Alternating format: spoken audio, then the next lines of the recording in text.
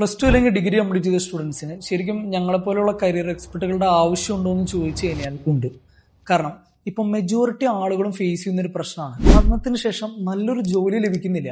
ഇനി ലഭിച്ചാൽ തന്നെ അവർക്ക് നല്ലൊരു സാലറി ലഭിക്കുന്നില്ല.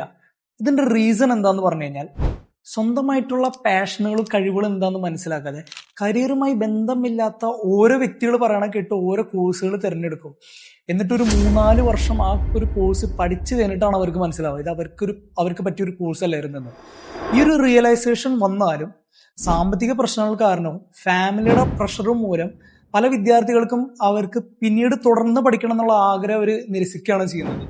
എന്നിട്ട് അവർ ഇഷ്ടപ്പെടാത്ത ജോലി ചെയ്ത് എവിടെയും എത്തിപ്പെടാൻ പറ്റാതെ ഡിപ്രഷൻ ആവാറാണ് പതിവ്. ഇത് ഒഴിവാക്കാൻ വേണ്ടി സ്റ്റുഡൻസ് ആദ്യം ചെയ്യേണ്ടത് എന്താണെന്ന് വെച്ച് കഴിഞ്ഞാൽ നിങ്ങളുടെ പഠനത്തിലുള്ള കഴിവുകൾ എന്താണെന്ന് മനസ്സിലാക്കുക എന്നതാണ്. എന്നിട്ടും സാധിക്കുന്നില്ലെങ്കിലാണ് നിങ്ങളൊരു കരിയർ എക്സ്പെർട്ടിന്റെ സഹായം തേടേണ്ടത്. നല്ലൊരു കരിയർ എക്സ്പെർട്ട് സ്റ്റുഡൻസിന് വേണ്ടി ആദ്യം ഒരു ആപ്റ്റിറ്റ്യൂഡ് ടെസ്റ്റ് കണ്ടക്ട് ചെയ്യും. ആ കണ്ടക്ട് ചെയ്ത ടെസ്റ്റിന്റെ റിസൾട്ട് വെച്ചിട്ട് അവർ ഓരോ സ്റ്റുഡൻസിനും സെപ്പറേറ്റ് ആയിട്ടുള്ള കരിയർ കൗൺസിലിംഗ് സെഷൻസ് പ്രൊവൈഡ് ചെയ്യും. എന്നാൽ മാത്രമാണ് ആ ഒരു സ്റ്റുഡന്റിന് ഇനി എന്ത് കോഴ്സ് തിരഞ്ഞെടുക്കണം എന്നുള്ള ക്ലാരിറ്റി ലഭിക്കുക. അല്ലാതെ വെറും ഒരു കരിയർ കൗൺസിലിംഗ് സെഷൻസ് കൊണ്ട് മാത്രം ഒരു കാര്യം ഉണ്ടാവില്ല.